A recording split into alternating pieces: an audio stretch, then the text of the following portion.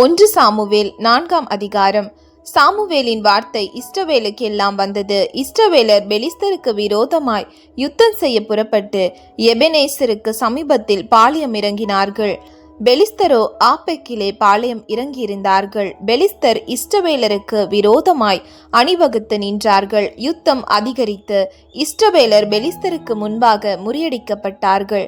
அவர்கள் சேனையில் போர்க்களத்திலே ஏறக்குறைய 4000 பேர் வெட்டுண்டு போனார்கள். ஜனங்கள் திரும்ப பாளையத்துக்கு வந்தபோது இஸ்ரவேலின் மூப்பரானவர்கள், இன்று கர்த்தர் பெலிஸ்தருக்கு முன்பாக நம்மை முறியடித்ததென்ன?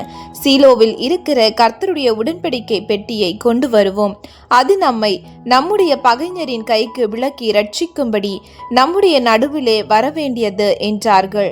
அப்படியே கேருபீன்களின் மத்தியிலே இருக்கிற சேனைகளின் கர்த்தருடைய உடன்படிக்கை பெட்டியை எடுத்து வர ஜனங்கள் சீலோவுக்கு சொல்லி அனுப்பினார்கள். அங்கே ஏலியின் 2 குமாரராகிய ஓப்னியும் பினகாசும் தேவனுடைய உடன்படிக்கை பெட்டி அண்டையில் இருந்தார்கள். கர்த்தருடைய உடன்படிக்கை பெட்டி பாளையத்திலே வருகிற போது இஸ்ரவேலர் எல்லாரும் பூமி அதிரத்தக்கதாக மகா ஆர்ப்பரிப்பாய் சத்தமிட்டார்கள். அவர்கள் ஆர்ப்பரிக்கிற சத்தத்தை பெலிஸ்தர் கேட்டபோது, எபிரேயருடைய பாளையத்தில் இந்த மகா ஆர்ப்பரிப்பின் சத்தம் என்ன என்றார்கள். பின்பு கர்த்தரின் பெட்டி பாளையத்தில் வந்தது என்று அறிந்து கொண்டார்கள்.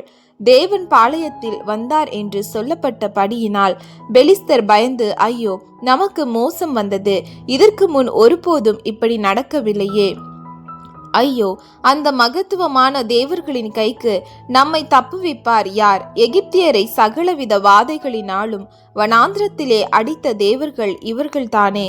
பெலிஸ்தரே, திடங்கொண்டு புருஷரை போல் நடந்து கொள்ளுங்கள். எபிரேயர் உங்களுக்கு அடிமைகளாய் இருந்தது போல நீங்களும் அவர்களுக்கு அடிமைகள் ஆகாதபடிக்கு புருஷரா இருந்து யுத்தம் பண்ணுங்கள் என்று சொல்லிக் கொண்டார்கள். அப்பொழுது பெலிஸ்தர் யுத்தம் பண்ணினார்கள். இஸ்ரவேலர் முறிந்து அவரவர் தங்கள் கூடாரங்களுக்கு ஓடி போனார்கள். மகா பெரிய சங்காரம் உண்டாயிற்று. இஸ்ரவேலிலே 30,000 காலாட்கள் விழுந்தார்கள். தேவனுடைய பெட்டி பிடிக்கப்பட்டது. ஏலியின் 2 குமாரராகிய ஓப்னியும் பினகாசும் மாண்டார்கள். பென்யமீன் கோத்திரத்தானாகிய ஒருவன் படையிலிருந்து ஓடி தன் வஸ்திரங்களை கிழித்து தன் தலையின் மேல் புழுதியை வாரி போட்டு கொண்டு அன்றைய தினமே சீலோவுக்கு வந்தான். அவன் வந்தபோது ஏலி ஒரு ஆசனத்தின் மேல் உட்கார்ந்து வழியை பார்த்து கொண்டிருந்தான். தேவனுடைய பெட்டிக்காக அவன் இருதயம் தத்தளித்து கொண்டிருந்தது. ஊரிலே செய்தியை அறிவிக்க அந்த மனிதன் வந்தபோது ஊரெங்கும் புலம்பல் உண்டாயிற்று. புலம்புகிற இந்த சத்தத்தை ஏலி கேட்டபோது, இந்த அமளியின் இரைச்சல் என்ன என்று கேட்டான். அப்பொழுது அந்த மனுஷன் தீவிரித்து வந்து ஏலிக்கு அறிவித்தான். ஏலி 98 வயதுள்ளவனா இருந்தான். அவன் பார்க்க கூடாதபடிக்கு அவன் கண்கள் மங்களாய் இருந்தது. அந்த மனுஷன் ஏலியை பார்த்து, படையிலிருந்து வந்தவன் நான் தான், இன்றுதான் படையிலிருந்து ஓடி வந்தேன் என்றான். அப்பொழுது அவன், என் மகனே, நடந்த காரியம் என்ன என்று கேட்டான். செய்தி கொண்டு வந்தவன் பிரதியுத்திரமாக, இஸ்ரவேலர் பெலிஸ்தருக்கு முன்பாக முறிந்தோடி போனார்கள்.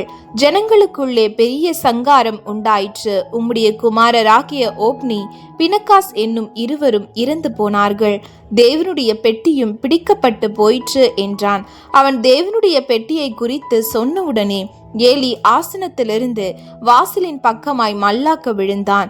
அவன் கிழவனும் ஸ்தூலித்தவனுமா இருந்தபடியினால் அவன் பிடரி முறிந்து செத்து போனான்.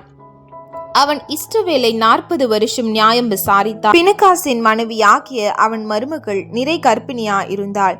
அவள் தேவனுடைய பெட்டி பிடிபட்ட செய்தியையும் தன் மாமனும் தன் புருஷனும் இறந்து போனதையும் கேள்விப்பட்ட போது அவள் கர்ப்ப வேதனைப்பட்டு குனிந்து பிரசவித்தாள். அவள் சாக போகிற நேரத்தில் அவள் அண்டையிலே நின்ற ஸ்திரீகள், நீ பயப்படாதே, ஆண் பிள்ளையை பெற்றாய் என்றார்கள். அவளோ அதற்கு ஒன்றும் சொல்லவும் இல்லை, அதன் மேல் சிந்தை வைக்கவும் இல்லை. தேவனுடைய பெட்டி பிடிபட்டு அவளுடைய மாமனும் அவளுடைய புருஷனும் இறந்து போன படியினால் அவள் மகிமை இஸ்ரவேலை விட்டு போயிற்று என்று சொல்லி அந்த பிள்ளைக்கு இக்கபோத் என்று பெயரிட்டாள். தேவனுடைய பெட்டி பிடிபட்டு போன படியினால் மகிமை இஸ்ரவேலை விட்டு விலகி போயிற்று என்றாள்.